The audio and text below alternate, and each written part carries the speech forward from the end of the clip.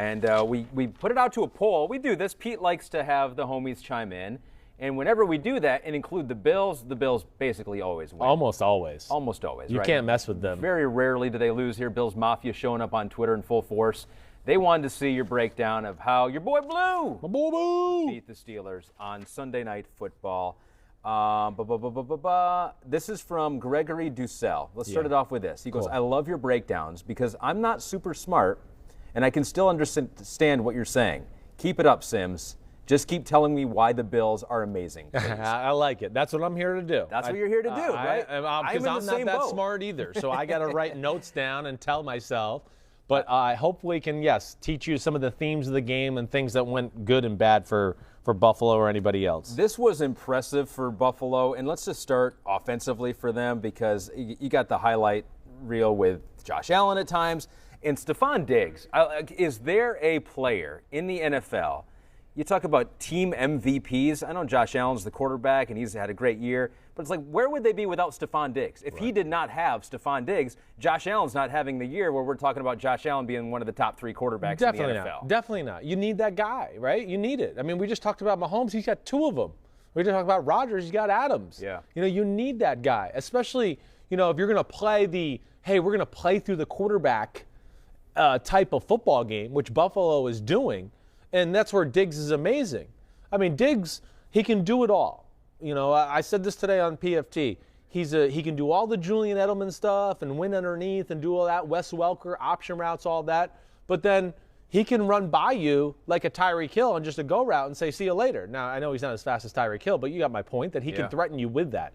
Let alone, hey, how about a 3rd down? We just throw an under route to him and, it's double coverage, but he's just going to jump up, cradle his body, and break a tackle from Minkah Fitzpatrick and then run for another 30 yards. That's what I mean. There's just the versatility of the football player is phenomenal, and then he fits within the scheme. And I think, hey, this game was interesting. Game was different watching it back on film than I thought on TV. How so? Pittsburgh's defense was the hair on my chins away from making this game a disaster and really taking control of the football game. Really? Well, if you think about, of course, the turnovers, right? He threw the interception. Dawson Knox has the fumble. That led to the touchdown.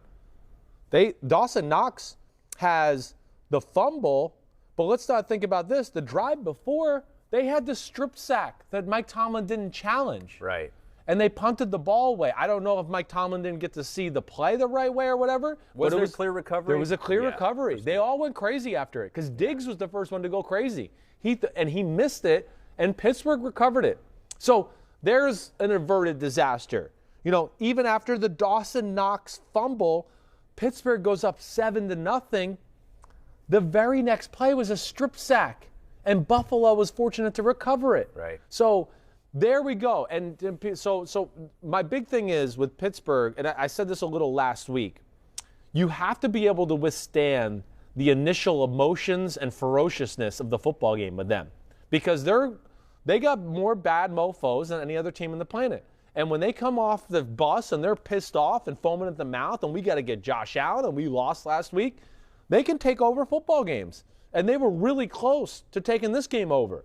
I mean, Buffalo was fortunate that the ball bounced the right way for them a number of times. The first half, Buffalo, in my opinion, played a little bit too much of this is what we do. We'll be able to protect. We're going to throw the ball down the field. Josh Allen will make some plays, and you'll eat it, Pittsburgh. You're going to have to deal with us. Well, Pittsburgh made them eat it. And I think they went, whoa, okay, we need to readjust here. And really where it changed was the field goal drive before the half is where it started, but then it trickled into the second half where I think they made it like, hey, this, we're going to drop back and hold the ball for 5 seconds against this crew. That wasn't going to happen. Whether they blitzed or rushed 4, Pittsburgh was getting to Josh Allen in a hurry. And that's when Brian Daboll smartly just said, I'm done. We're going to throw the ball quick. We're going to get the ball out of our hands. We're going to make these guys tackle us after the catch. Or we'll just slowly kind of matriculate the ball down the field. He played that style with a little bit of every now and then, let me keep a tight end in the block and do something like that just so we don't get overwhelmed by their pressure and everything all that way. Yeah. But to me, that was the big adjustment in the football game. And then schematically, and then here's my other thing with Pittsburgh. And it didn't happen to a great degree, but I just noticed it in a lot of games, and this is why we've seen teams hang around them and not close it out. I talk about that initial ferociousness they have. You know, you go into halftime as a football player, and you take a deep breath. Okay, this is what's going on in the game. Your wits get about you. Mm-hmm. And, you know, the initial emotions off the game, now the offensive line knows what to expect. Whoa, these guys are really freaking good. We gotta do this and communicate and change a few things up there. But, you know, I think that's what I saw in the second half too, was Josh Allen just starting to realize, okay, I got to be on my toes, get the ball out of my hand. You know, I'll try to extend plays when I can. And slowly but surely, Pittsburgh's defense, you know, that ferociousness I keep talking about kind of fizzles away. They don't play a ton of guys on their front four. And they wear out just enough to where now we see Josh Allen on 2 consecutive drives start to pick you apart. And then he does buy time, and then all of a sudden it's a laser, and you're going, "Whoa, we're down 23-7." Yeah, and that was kind of the synopsis of the night. Steelers have had some injuries on the defensive side of the ball. Bud Dupree they lost with an ACL injury recently. Devin Bush earlier in the year. Joe Hayden was out in this game. Robert Spillane with a knee injury was out in this game. So able to still pressure him even without that. Did have T.J. Watt in the game, although Billy Johnny M tweeted us and said, "How about a damn okay for the way that Darrell Williams put T.J. Watt on a milk carton?" Well, T.J. Watt still was solid. He still pops, definitely. So but he wasn't. He was not missing in action. He was not missing in action. He definitely was not. He still is around the quarterback in a lot of ways. But the star of the defense of the night for Pittsburgh, at least for the most part, was Cam Hayward. I mean, especially in the first half. He was unblockable in the interior part of that offensive line. He was causing havoc, you know, regularly throughout. But, you know, I think all in all, that's the one thing I saw was those quicker type throws. Right. That Can we look got at a them couple going. plays here? Can we look at a couple talk about it. Let's do here? it. Yeah. Let's do the first one. Let's do the Gabriel Davis 13-yard touchdown. Sure. That was in the corner of the end zone, because I don't know. They just found a little hole in the zone there. Minka Fitzpatrick was there, and the other corner, 22, is that Nelson. Nelson, I believe, yes. If you're watching on YouTube, you can see it right here, and then Josh Allen just puts it right there, and Davis finds a good spot. Yeah, let's leave this up here for a second. So, yeah, pause it at the start if you can, Pete, just to go back again. But here's the interesting. So, with this play, okay, this is funny. We talked about a similar play like this last week, and it was in the Buffalo game. This is, and I know you weren't here last Monday, were you? You weren't here Monday. Well, we talked about Richard Sherman and trap coverage or Palms coverage. Yeah, Palms. I was here for Palms. You were here for Palms, right? Yep. This is Palms. This is the same thing. It's the same thing. 22 is reading the slot receiver. When he sees him go out, it becomes cover 2. Now they're trying to disguise it, and the issue here is 39 on the left hash is so far away from being the half-field player. Right. So now play the play, Pete, and you see how far 39 has to go. So 22 does his best to go back with it to scare him, but he stops. And Allen gives him a little shoulder shimmy, like he's going to throw it to Cole Beasley, and that made him break down, like, oh, no, he's going to throw it. I got to get over there to stop that out route. And within that, of course, Josh Allen, I don't know. I would say arguably could probably put more mile per hours on the ball than any other quarterback in football. He throws a laser back into that corner there, and that's just a phenomenal throw. Those are type of plays where it's only like Mahomes, Josh Allen, Rodgers, those type of arms that can throw that ball in a hole like that against the Pittsburgh Steelers. But very impressive, and of course put them in a big time power position by going up 23-7. Is there anything you want to say that's super smart right now because our boss is now standing by? Oh, he's so used to me saying super smart stuff that I can't even impress him anymore. Yeah, you can't even raise the bar anymore. No, it's already like, wow. It's way up there. I already knew you would do that. Okay, so as he shakes his head and walks away. He's disappointed, immediately disappointed in the display that he just saw. Another touchdown, real quick. Let's look at the Stephon Diggs one too. Yeah, let's do that because this bleeds into the short passing game. Yep. Right. I mean, he was wide open over the middle here. I don't exactly know what 22 slipped. Here. 22 slipped man-to-man. Remember that, right? So, you know, there was a few times during the game where Steelers defenders slipped during the night or during the game, but Yeah, Diggs kind of comes off slow and then turns on the afterburners, makes a hard right-hand turn, and 22 falls down. And by that time, Diggs he's too good of an accelerator, and he gets up there in between Minkah Fitzpatrick and 22, and that's all she wrote with Steven Nelson there. But that was more of that just feeds into that was what Buffalo started to do to get momentum. 5, 6 yard throws, 8 yard throws, boom, boom, boom, boom, boom. That kind of got them going with the field goal, the first touchdown drive, and then on that drive with Gabriel Davis that we just hit on, last thing, and I know we'll move on, that was one drive where, they get a little more aggressive. They max protected. He hit a intermediate pass to Diggs, and then a play action intermediate pass to him, and then there was that touchdown pass there. But either way, that put them in a big-time power position against the offense we know in Pittsburgh that's struggling and not exactly high octane right now. So those were a couple of the touchdowns on the offensive side of it. They had a touchdown on the defensive side of the ball as well. The Pittsburgh Steelers offense could not do a whole bunch. James Conner came back. There was some hope that they'd be able to run the ball with him off the COVID-19 list. Could not do that. 10 carries, 18 yards. And, Big Ben threw a pick six to Teron Johnson, and I think we have the dots for that one as well. And Pete noted, per our discussion last time, and here it is that this is exactly what you were talking about on the pod last time, is that they are a sticks team. And what you meant by that is that if there's a 3rd and 5, they're going to basically throw it 5. They're going to throw 5 or 5.5 just to get it. Exactly right.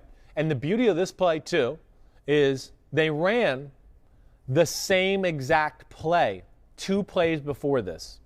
So Teron Johnson just saw this route here. And, again, when you're going to consistently try to jam in 4 and 5 yard throws all the time, hey, defenses know that.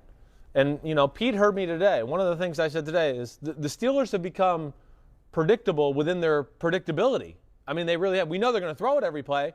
Now they're becoming predictable in, they're going to throw it short and right here in these areas, and that's all you got to defend. So not only do we know they're going to throw it every play, but we know where and how they're going to throw it. That, to me, is like a double whammy. That's hard to overcome. There's got to be something changed there. But, yes, that play called twice out of 3 plays. They ran that play. He threw the out route to the left. They ran the ball the next play, and then they went right back to that play. Now, McDermott's smart, and he played a different coverage. I mean, McDermott wasn't going to just let Big Ben get in a rhythm and play the same coverage all night long so he could just get at the line of scrimmage and tear them apart. And also with that play, too, Pete, if we could bring it up one more time, I'd just like to show Juju Smith-Schuster deserves some of the blame here as well. Okay. All right? Teron Johnson at the snap is a little outside of Juju Smith-Schuster. Right. He never really attacks him. He never really does anything to back him off. So within that, as the play kind of develops and Juju goes outside, he knows he's inside. So he goes, wait, I'm inside. So all I need to do is really be ready to break outside. I mean, he's not going to run into me and run inside. So he never attacked his leverage is the word we'd use in the NFL, right? If the guy is playing outside of you, or wherever he's playing, you have to attack that leverage. He never does that. And that allowed him to, not worry about it the inside, break it all, and then he takes a little look back to see where Ben's doing. He realizes he's getting ready to throw, and that allows him to come underneath it and break downhill, which was the turning point of the football game. So this is maybe a little victory lap for you, although we never like to take a victory on someone not playing well, but you had Big Ben outside your top 10. And Joe Chewy 93 says, do you think Big Ben is hurt? Who is to blame for the pathetic performance offensively over the past 2 to 3 games? So specifically on Big Ben, I mean, does he look as good now as he did in the beginning of the year? He looks fine. It's just, they're going through a little lull as a football team. They're playing some good defenses lately, too. Let's not forget. I mean, Washington's defense is winning games by itself right now. They're like Pittsburgh. Their defense can win games by itself a lot of the time. The week before that, they played the Ravens. That's no slouch either. Added to the fact that they had this COVID-19 scheduled juggling, when are we playing, when are we not playing, blah, blah, blah. They've had a lot of crap to deal with. I don't think it has anything to do with Big Ben. I think it has a lot to do with what I just told you. Predictable within their predictability right now. Things have to change a little bit. For them to go hey, we can just 1 for 10 on third down with Big Ben at quarterback, and then Josh Allen went 7 for 14 on third downs. I mean, those are big stats in a game that tell you a lot about what's being done. The Bills were always staying on the field doing that. The Bills, I'm sorry to change over here just real quick before I go back. The Bills got the ball back with 7 minutes left in the fourth quarter. Pittsburgh never got the ball again. Yeah. Zach Moss showed up on that drive. He showed up, and it just, again, thinks it speaks to that intensity dies out later in the game. They can't just dominate all the time. And that's where this offense is going to have to start helping out. They're not going to change into a running offense. They can't do it. It's not going to happen. They just can't do it. No. It's not. Offensive line, pass blocking offensive line. At this point in the year, there's nothing they can do. No, your dad's an ex-high school football coach. Yeah. He'd probably be like, no, like running the football starts the first week of training camp in August, right? Where you're like, we're going to run the ball, we're going to be tough, we don't care who we play, we're going to have this attitude about us. Yeah. They don't have that. That's not going to be like, oh, it's week 15 now, we want to do that. No, you're a throwing football team. Just accentuate that more.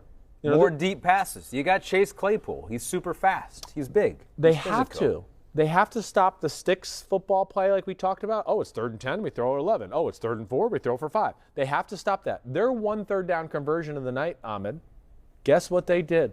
Kept the tight end in the block, kept the running back in the block, 7-man pass protection. They hit Juju Smith-Schuster on a 3rd and 4 for a 15-yard gain. The Bills were thinking it's going to be short pass. There's no fear when you play the Steelers offense right now. If you blitz, you just go, hey, we just got to come forward and make the tackle. He's going to throw it short. Boom. And then if you fake the blitz and come out, you might get an interception, or they're going to have to jam a ball in between 3 people to get 4 yards. So what's the fear? Yeah. Right? It's almost like, hey, we blitz. We know he's going to throw it really quick. Let's just make the tackle, and they'll get 3 or 4 yards. And then we can fake the blitz, and maybe they'll get a big mistake. But there's nothing else. This is where, like you and I have talked about, there's got to be some more first down, keep the tight end in, keep the running back in. We got 3 receivers to the left, and we're going to use them on some combination, but we're going to be protected, and Big Ben can be aggressive and throw the ball down the field. There's got to be more of that. And, to the fact that we talked about, there's not going to be a running game. So there's just got to be more movement formations. They just have to expand the passing game and go all in on it. That to me would be my take from it. So 2 teams. Steelers still have a better record than the Bills, but one team trending here a little bit. Definitely. Or at best here. They're plateauing. They are. Plateauing. Right. And the Bills, if you're watching on YouTube, you see my arm, and it's trending in an upward trajectory. They are. Yeah. But I'm not giving up on the Steelers. I'm not. The Steelers are still a force to be reckoned with, and I don't care who you are in the AFC. You don't want to see that defense and Big Ben, who's not going to be affected by playoff pressure, coming into town. They'll figure this out. They will. They're going to figure it out. Not that it's going to be perfect, but they're going to figure it out to where it's going to be better than what we've seen the last few weeks. I have no doubt in that. But it's not very often. Yeah. You see the Steelers give up some of the plays they did, some of the drives, let them run out the clock, the third down conversions, the time of possession. I mean, everything favored Buffalo last night.